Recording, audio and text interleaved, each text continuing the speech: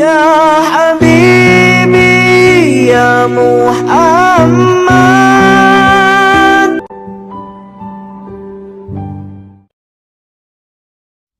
Sore hari ini saya cuman mau cerita satu cerita. Tapi kisah ini akan menyelesaikan masalahnya orang-orang yang punya hutang. Ini langsung pada seger semua ini. Orang-orang yang punya hutang insya Allah akan selesai masalahnya berkat cerita yang satu ini. Tapi syaratnya satu, syaratnya jangan matikan nabimu, jangan wafatkan nabimu, jangan hilangkan nabimu Muhammad sallallahu alaihi wasallam. Nabi hanya pindah dari alam dunia, pindah ke alam barzah, pindah ke sana. Bahkan tubuhnya Nabi tidak mati, tubuhnya tidak mati. Nama kematian buat Nabi hanya keluarnya roh dari jasad. Tapi jasadnya enggak meninggal, jasad Nabi tidak mati. Baru jasadnya syuhada saja masih hidup. Sayyidina Hamzah radhiyallahu taala anhu setelah 40 tahun kuburannya digali karena mau dibuat jalur perairan, dipindah. Ada salah satu alat gali yang kena tubuhnya, jenazahnya. Setelah 40 tahun masih mengucurkan darah segar. Setelah 40 tahun masih mengucurkan darah segar. Itu paman Nabi dan sahabat Nabi. Sama Allah dimuliakan seperti itu. Apalagi Nabi Muhammad sallallahu alaihi wasallam.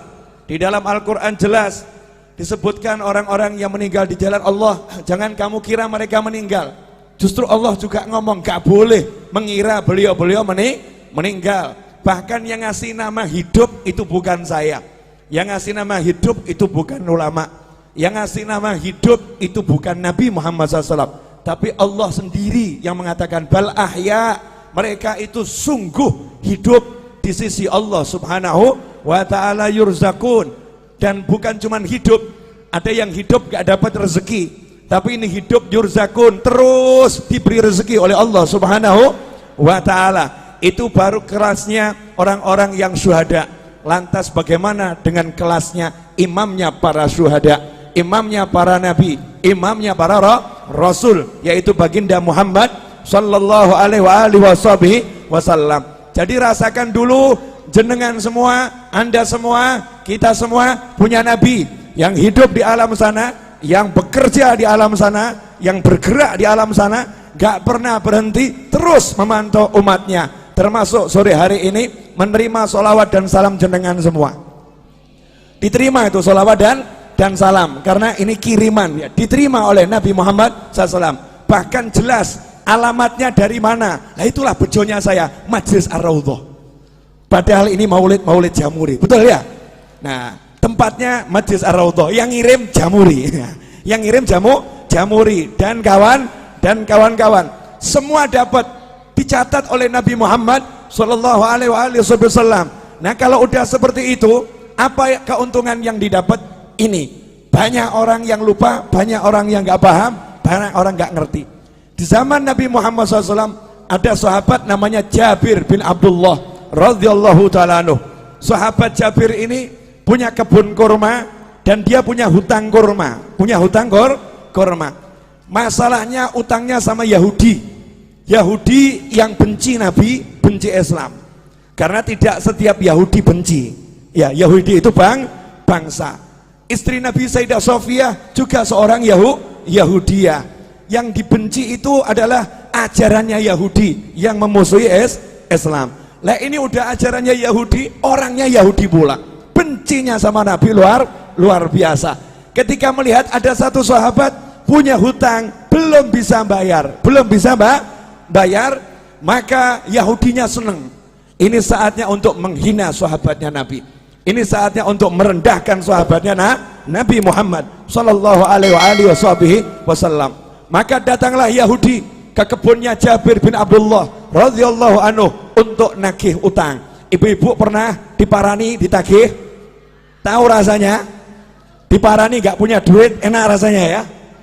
Diparani sama orang yang badannya mungkin gede-gede, mungkin badannya tidak enak dilihat, wajahnya serem, itu tidak seberapa. Tapi kalau yang nyamperin ibu-ibu mulutnya cerewet, itu luar biasa. Mau bayar kapan utangmu? Utang ratu dibayar. Wah, itu lebih dari pria-pria yang badannya besar itu. Yang cerewetnya luar biasa. Kalimatnya menusuk dan merobek-robek jiwa dan menyebabkan ibu sakit hati ketemu orang yang seperti itu. Hari itu Yahudi datang ke tempatnya Jabir. Nabi Muhammad SAW dimintai tolong sama Jabir, ya Rasulullah, tolong utang saya ini biar bisa ditunda, dibayar tahun depan. Yahudinya diajak bicara. Nabi ngajak sahabat, ini kerennya di sini, hebatnya di sini. Ada satu teman Nabi, sahabat Nabi punya utang. Uangnya buat bayar gak cukup, kebunnya buat bayar gak cukup.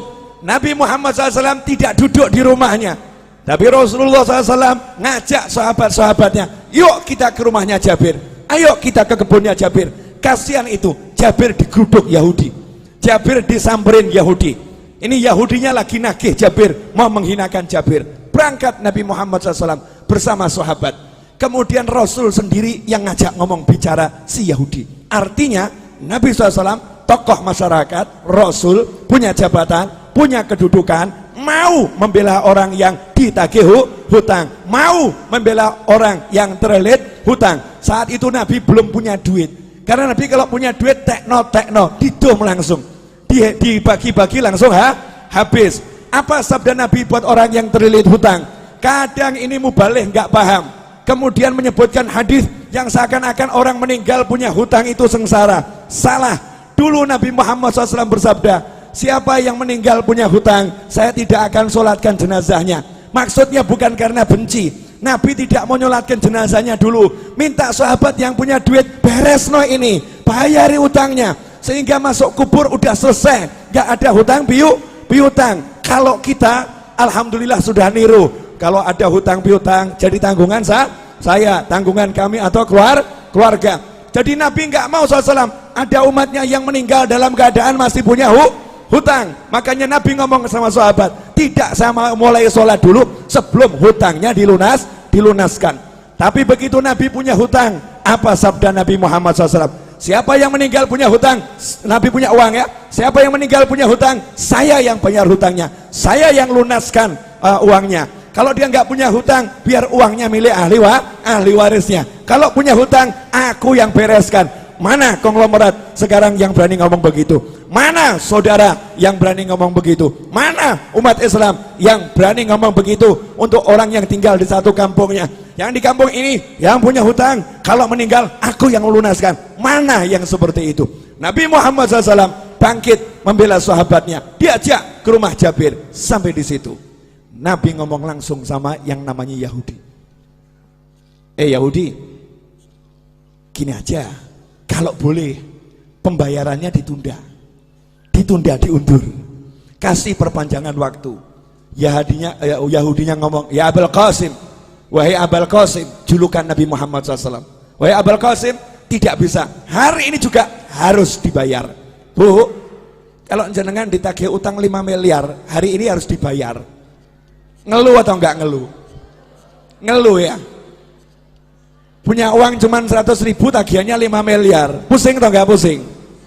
Pusing. Lah ini Nabi Muhammad SAW datang, kasusnya begitu. Kebun kurma ini buahnya cuman sedikit, hutangnya bertonton, jadi enggak mungkin bisa dibayar. Maka Nabi mengatakan kepada Yahudinya, tunggu sebentar. Kemudian Jabir bawa kurma sedikit, disuguhkan Nabi Muhammad SAW. Itulah adabnya sahabat. Kedatangan Nabi, sepunyanya apa ya disuguhkan. Ini ya Rasulullah, kurma muda disuguhkan. Setelah itu Nabi Muhammad SAW ngelilingi kebun kurmanya Jabir. Kebun kurmanya dikelilingi, dilihat muter, ya memang gak cukup.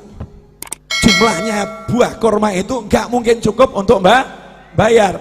Maka Nabi SAW kemudian tanya sama Jabir, di mana biasanya kamu duduk-duduk di kebun kurma ini? Tempat yang biasa kamu gunakan untuk nongkrong. Kalau bahasa kita, gazebonya di mana? Ya, gazebonya di mana? Rasulullah tanya, di mana itu? Di sini ya Rasulullah. Saya biasa berteduh di sini. Ya udah, saya tak tidur sebentar. Bayangkan ini, ditagih utang sama Yahudi, ditinggal tidur sama Nabi. Tiruan. Maksudnya apa? Utang nggak usah dipikirin, utang nggak usah dipikirin. Yang nagih di depan ini ya, nggak dipikirin, tinggal tidur. Tidur Nabi Muhammad SAW. Ini nanti bisa dicek di Syarah Fathul Bari, Syarah Bukhari ya. Juga di kitab-kitab Syarah Bukhari yang lain. Tidur Nabi SAW, kemudian bangun. Datangi lagi Yahudinya. Karena masih maksa harus dibayar hari itu juga. Rasul berkata, gimana? Bisa enggak ditunda dulu pembayarannya? Kasih perpanjangan. Tidak bisa, harus hari ini. Ya sudah. Nabi SAW keliling lagi. Tawaf. Ngelilingi kebun kurma. Ditawafi. Setelah selesai ditawafi, Nabi bilang sama Jabir, Jabir, sudah sekarang kamu panen tuh kurmanya, bayarkan. Panen, bayarkan. Saya tidur dulu. Nabi tidur lagi. Asik ya? Tidur. Bangun tidur, Nabi nanya sama Jabir, gimana? Udah beres? Beres ya Rasulullah. Itu hutangnya kurma lunas semua. Bahkan ini kurma saya nggak berkurang. Panennya lebih banyak dari panen bertahun-tahun ini. Ini nggak masuk akal ya Rasulullah. Disitulah Nabi bersabda, Ashhadu anni Rasulullah. Aku bersaksi, aku adalah Rasulullah. Kalau bahasa kita, saya Nabi, saya Rasul. Rasulullah bangga dengan kerasulannya. Aku bersaksi, aku adalah Rasulullah. Sallu ala Nabi. Allahumma shalli wa sallim alaih. Pelajarannya apa? Pelajarannya banyak, tapi saya mau garis bawahi satu. Lah kamu kalau ada masalah, nabimu mbok buang. Kamu punya masalah, nabimu kamu singkirkan. Kamu punya masalah seperti nggak punya nabi. Sahabat ada masalah, punya nabi. Sahabat ada masalah, tahu punya Rasul. Makanya yang ngomong sama nabinya, ngomong sama Rasulnya. Nah kalau sudah jadi sahabatnya Nabi, jadi temennya Nabi SAW, kalau punya masalah, Nabi selesaikan. Nah kenapa kita sekarang ada masalah, nggak selesai-selesai, nggak pernah menjadikan Nabi sebagai teman, nggak pernah menjadikan Nabi sebagai sahabat. Beda dengan para kiai dan habib-habib tempo dulu. Habib dan kiai tempo dulu tuh tidak pernah mengajarkan pakailah pakaian dengan tangan kanan, melepas dengan tangan kiri. Gak seperti itu. Tapi para habib dan para kiai ngajari pakailah pakaian, bayangkan gimana Nabi pakai pakaian. Nabi kalau pakai pakaian tuh kamu bayangkan dulu. Nabi kalau pakai pakaian tangan kanan dulu. Kalau melepas tangan kirinya. Rasulullah SAW kalau pakai sandal kaki kanan, kalau melepas kaki kiri. Bukan masalah kanan kirinya, tapi suruh bayangkan nabinya, suruh bayangkan Rasulnya Muhammad Sallallahu Alaihi Wasallam. Nah kalau kita udah seperti itu, jalan kita bayangkan gimana Rasulullah pakai sandal, kemudian jalan kita bayangkan bagaimana Rasulullah berjalan, duduk kita bayangkan bagaimana Rasulullah dulu SAW. Maka kalau kita punya hajat, ada masalah, tinggal ngomong, Kanjeng Nabi pengen beli rumah nggak punya duit, ngomong. Oh. Kamu kira ini semua jadi begini karena saya punya duit? Enggak.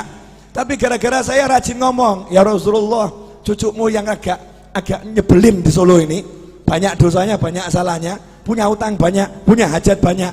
Please, mintakan sama Allah, lunaskan. Mintakan sama Allah, selesaikan. Mintakan sama Allah. Nah kalau Jabir sahabat, Jabir itu sahabat, Nabi datang ngurusi, masa saya cucunya nggak diurusi? Nggak mungkin. Masa saya cucunya nggak diurusin? Nggak mungkin. Lantas bagaimana dengan Anda? Beb, saya bukan cucu Nabi. Tenang, Anda semua bisa jadi saudara Nabi Muhammad SAW. Rasul dalam hadis mengatakan, sungguh saya kangen sama saudara saya. Maka sahabat ngomong, ya Rasulullah, kan kami ada di sini, kami saudaramu. Kok dicari? Kenapa? Saya nggak cari kalian. Kalian sahabat saya, bukan saudara saya. Lantas siapa saudaramu ya Rasulullah SAW?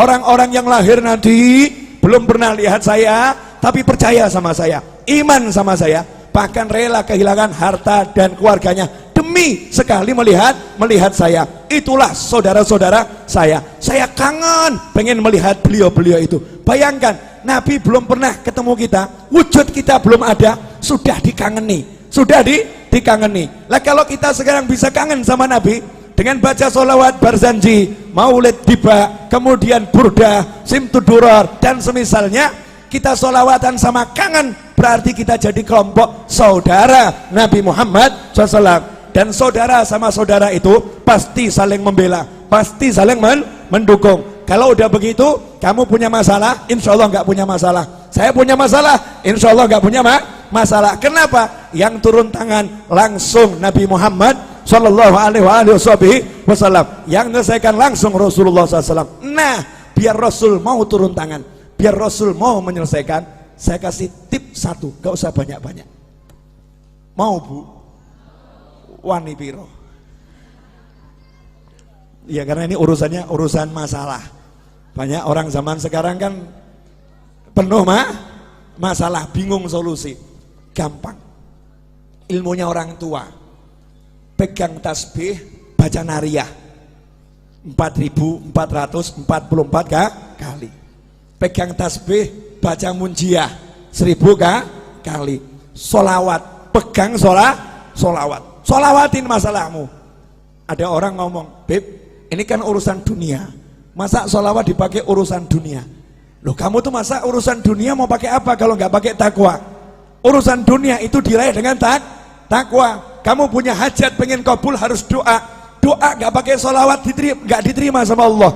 Sehebat apapun orangnya doa, nggak pakai solawat nggak diterima sama Allah Subhanahu wa ta'ala. Sehebat apapun orangnya sholat, nggak pakai solawat nggak diterima sholatnya oleh Allah Subhanahu wa ta'ala. Sehebat apapun orang khutbah Jumat, gak pakai solawat, gak diterima oleh Allah Subhanahu wa ta'ala. Kalau hidupmu gak ada solawat, gak diterima oleh Allah Subhanahu wa ta'ala. Dan kalau kamu hanya ingat Allah, gak mau ingat Nabi Muhammad SAW, Islammu ditolak oleh Allah Subhanahu wa ta'ala. Sebelum minta apapun, suruh mengedepankan Allah Rasulullah, Allah Rasulullah. Dalam sholawat sudah ada semuanya. Allahumma sholli, Allahumma sholli. Sholawat itu nyebut Allah, nyebut Nabi Muhammad SAW.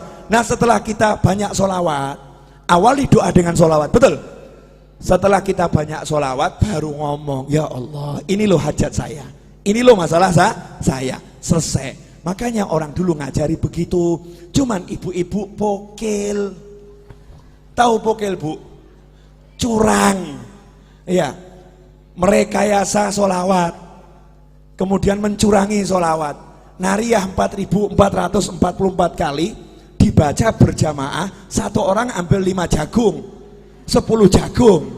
Saya nggak bicara fadilah, kalau fadilah luar biasa, fadilahnya luar biasa. Kemudian protes sama kiainya, sama habibnya, sama gurunya. Saya udah baca nariyah berjamaah, tapi hajat kok nggak kabul-kabul. Habibnya jawab kabul, cuman kabulnya juga berjamaah, jadi dicicil saudara-saudara. Kabulnya dicicil, diangsur. Kalau pengen kabulnya cespleng, ya kamu sisakan waktu khusus. Minta izin sama suamimu. Ya, suami kamu butuh mobil, butuh rumah, butuh hutang lunas. Iya, dah kamu urus anak-anak, aku izin ngurung diri di kamar 5 jam, jangan diganggu. Ngapain? Mau nariyah. Pegang tasbih, baca nariyah 4.444 kali. Setelah itu keluar ngomong sama suami, jangan kamu pikir lunas hutangmu. Niru Nabi, Nabi tidur. Nabi tidur, dah silahkan pergi kerja, gak usah dipikir. Main-main sama anak, gak usah dipikir, lunas. Suaminya nanya, lunas piye? Duit gak ono, tenang, Nabi yang bereskan. Lah cara piye? Ojo takok aku. Caranya gimana? Jangan tanya saya. Janji Allah wa yarzuqhu min haitsu la yahtasib. Allah akan kasih rezeki dari arah yang gak pernah diduga. Itu kalau kita pegangan sholawat. Dan tidak mungkin sia-sia orang yang berpegang sholawat. Nah sayangnya kita sukanya susah. Ini ibu-ibu Jawa ini kan gak ada wajah-wajah susah, gak ada ya. Gak ada wajah-wajah susah, gak ada. Walaupun hidupnya mungkin ada yang agak susah, tapi tetap gak susah, paham ya? Lah hidupmu penuh nikmat kok susah. Hidupmu penuh nikmat kok susah. Karena ini 30 hari sholawatan terus. Jadi ya suami ditinggal loh ini. Suami, bojo, bye-bye. Pak sholawat dulu ya Pak ya. 30 hari suaminya ditinggal. Dari mulai zuhur sampai maghrib, anaknya ditinggal. Serahkan suaminya, tolong urus anak-anak dulu ya. Yang udah dewasa udah nak, mau ikut, gak mau ikut, kamu jalan sendiri. Ibu berangkat sholawatan. Begitu pula ibu-ibu. Lah kok ragu, hajatnya gak kabul? Kan manusia aneh bin ajaib. Berarti gak percaya sama nabinya, gak yakin sama rasulnya. Yakin sama rasulmu, percaya sama nabimu. Ikhwani rahimakumullah. Terakhir, karena saya baru nyampe dari Jati Barang, 2:30 malam tadi saya masih di sini. Tadi jam 8 saya ceramah di Jati Barang. Ya, Dari Jatibarang saya balik ke sini. Nanti maghrib saya ke Jogja insya Allah. Kemudian besok jam 6 pagi saya harus terbang ke Jakarta. Acara jam 9 sampai asar. Padahal asar saya pergi ke Bandung. Jalan-jalan terus, asyik. Enak atau? Wajah saya wajah lelah atau bahagia? Lah makanya, berarti enak atau enggak enak? Enak, jalan-jalan toh, terus asyik, keliling terus ya, keliling terus. Ketemu orang mumet, saudara-saudara. Orang mumet yang bisa bahagia. Terakhir. Ini ibu-ibu, ini perlu dijelaskan. Saya masih ingat kata-kata Habib Anis. Ibu-ibu itu yang wirid-wiridnya jauh lebih banyak dari bapak-bapak. Bahkan mungkin ibu-ibu itu punya buku doa terbanyak dibandingkan bapak-bapak. Yang paling hafal doa-doa itu ibu-ibu. Doa pelunas hutang 1, doa pelunas hutang 2, doa pelunas hutang 3 gitu ya. Itu ibu-ibu. Saking mumetnya, wiridnya luar biasa, itu ibu-ibu. Nah gini Bu, yang di atas juga, pemirsa di rumah juga, sering ada orang yang ngomong begini, saya semakin rajin sholawat, kok rezeki semakin seret. Sejak ikut Jamuri kok bisnis saya berantakan. Sejak ikut Majelis Ar-Raudhah kok warung saya sepi. Warung saya sepi. Dulu waktu saya nggak pernah sholat, warung saya laris. Waktu saya mabuk-mabukan, rezeki saya lancar. Saya mendekat sama Allah, kok dunia menjauhi saya. Nah ini yang ngomong begini gagal paham. Gagal paham. Boleh saya membuat ibu-ibu lebih tercerahkan? Boleh? Bu, pilih duit atau sehat? Pilih anak atau duit? Gini, ulangi. Pilih duit atau sehat? Pilih punya anak atau enggak punya anak? Pilih punya duit tapi enggak punya anak atau enggak punya duit tapi punya anak? Mestinya ya. Punya duit, punya anak. Kenapa saya nanya seperti ini? Maksud saya begini loh. Yang namanya duit itu kecil. Tahu kata Allah Ta'ala, dunia dan segala isinya la ta'dilu janaha ba'udullah. Dunia dan segala isinya tidak sepadan dengan sebelah sayap nyamuk. Sebelah sayap nyamuk sama dunia, maqablal akhirah, semuanya itu. Planet-planet, kemudian galaksi, antariksa, dan segala isinya, kalau ditimbang dibandingkan sebelah sayap nyamuk, kata Allah Ta'ala, masih berat sayapnya nyamuk dalam pandangan Allah. Artinya gak ada artinya sama sekali. Jadi kalau kamu punya duit seberapapun, itu rezeki yang remeh-temeh, rezeki yang hina, rezeki yang kecil, rezeki yang jelek. Karena jeleknya yang kafir dikasih, yang maksiat dikasih. Barang elek, silakan ambil, barang jelek, ambil, boleh saya minta? Oh boleh, barang elek, jelek, ambil, karena jelek. Barang bagus, saya minta. Nanti dulu, syarat dan ketentuan berlaku. Syarat dan ketentuan berlaku. Nah yang barang bagus apa? Bisa sholat, bisa zikir, bisa sholawat, bisa bekti sama orang tua, bisa puasa, bisa baca Al-Quran, bisa menikmati maulid. Ini rezeki yang luar biasa. Makanya ketika kamu mendekat sama Allah, kemudian kok duniamu kecil, kecil, itu tanda-tanda bahwasanya kamu dikasih rezeki yang sangat besar. Masalahnya duitmu seret, itu aja. Cuman duit yang seret, tapi kan mata sehat, telinga sehat, kaki sehat, semuanya sehat, bisa menikmati majelis, bisa bahagia. Ada orang yang duitnya banyak, habis buat berobat. Ada orang yang duitnya banyak, habis untuk memuaskan nafsunya, nggak puas, cari bahagia, nggak bahagia. Lanjenengan modal masuk Jamuri, duduk silo, selonjor, senden, bahagia. Kok murah men ya? Gampang men nih, bahagianya, mudahnya luar biasa. Nikmat dari Allah Subhanahu wa Ta'ala. Kuncinya di situ. Buang dulu dunia dari hati, kecilkan, nggak ada manfaatnya, cilik, gak ada artinya. Setelah bisa kamu buang, nanti di situ dunianya akan datang. Bahasa saya begini, perempuan cantik itu kalau dikejar semakin gaya. Betul? Ini pengalaman pribadi ini. Ya, pria tampan kalau dikejar juga semakin gaya. Tapi kalau dicuekin pasti penasaran. Ini semua orang ngejar saya ya. Kok yang satu ini cuek-cuek saja ya? Akhirnya kebalik. Yang cantik tadi itu akan ngejar, betul ya? Ngejar. Lah kalau kamu pengen dikejar dunia, cuekin dunianya. Cuekin dunianya. Kalau kamu cuek sama dunia, dunianya nanti akan penasaran. Kok aku nggak disentuh ya? Aku nggak dicari sama dia ya? Aku kok nggak dianggap ya? Dunianya akhirnya jor-joran. Ambil, ayo, tertarik sama aku. Ambil, tertarik sama aku. Kita tetap nyantai-nyantai saja. Cuek, nggak ngaruh. Itu kunci untuk menguasai dunia. Rahasianya di situ. Terakhir. Udah, ini saya ceramah bengak-bengok biar ngantuknya hilang kabeh. Karena ini jamnya jam ngantuk dari tadi jam 1 kan ya? Ngantuk. Terakhir ibu-ibu yang dimuliakan Allah Subhanahu wa taala. Jadi kalau ada masalah, nggak usah bingung, gelar sejadah, pegang tasbih, baca sholawat. Selesai. Setelah itu ojo mbok pikir, jangan dipikir. Lanjutkan kehidupan, masak ya masak, ngobrol sama anak ya ngobrol sama anak. Dan jangan buka handphone kemudian share sama temennya, sumpek aku sumpek. Nah, ini nggak selesai masalah ini. Sumpek, saya lagi banyak masalah. Semakin kamu nyebut, semakin sumpek itu. Semakin sumpek. Udah kamu duduk baca sholawat, selesai, nggak usah di share. Walaupun suamimu nyebelin, nggak usah diurus, sholawatin, selesai.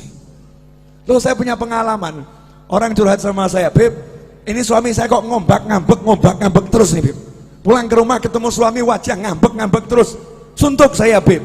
Gimana caranya? Sholawatono, selesai. Jadi nanti kamu ngelus-ngelusnya sama sholawatin, Allahumma sholli ala sayyidina Muhammad. Di hati saja tidak disolawatin.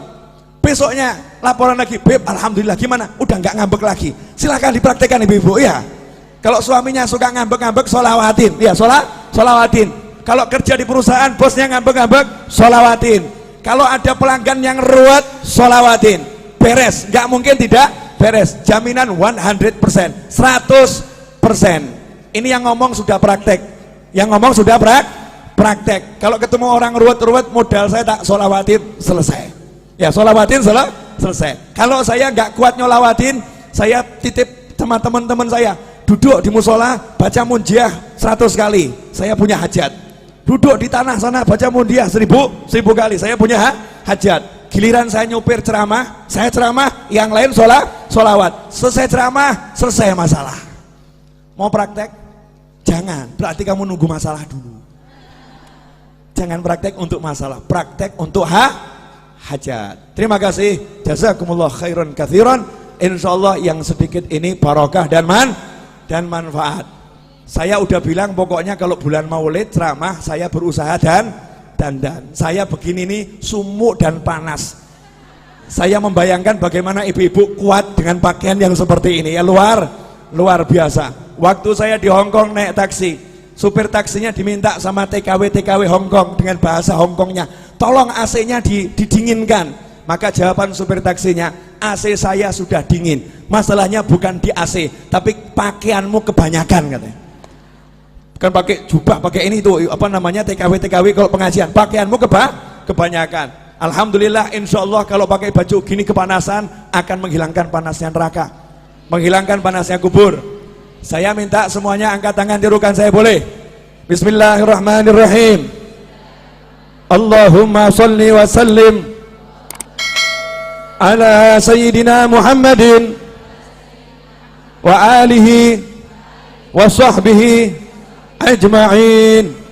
Rabbi ighfirli wa li walidayya warhamhuma kama rabbayani saghira. Rabbi ighfirli wa li walidayya warhamhuma kama rabbayani saghira. Rabbi ighfirli wa li walidayya warhamhuma kama rabbayani saghira. Wa sallallahu ala sayyidina Muhammadin wa alihi wa sahbihi wa sallam. Walhamdulillahi rabbil alamin. Alhamdulillah, detik ini ibu-ibu naik pangkat jadi anak yang solihah. Anak yang solihah. Karena dalam hadis disebutkan waladun solihun yad'ulah. Anak soleh itu yang mendoakan orang tua. Amanat saya, sehabis sholat jangan tinggalkan doa ini. Rabbighfirli wali walidayya warhamhuma kama rabbayani shaghira. Dan ajarkan pada siapapun, ajarkan kepada anak kita. Janji Nabi, Allah tidak akan memutuskan rezeki dari seorang hamba yang hamba itu tidak memutuskan doa untuk orang tuanya. Maka kalau kita doakan orang tua kita terus, maka rezeki zahir dan batin tidak akan putus. Saya mengucapkan jazakumullah khairan dan mohon maaf atas segala ketidaknyamanan dan kekurangan majelis ini dalam menyambut Anda semua. Mudah-mudahan dimaafkan dan barokah, amin. Wassalamualaikum warahmatullahi wabarakatuh.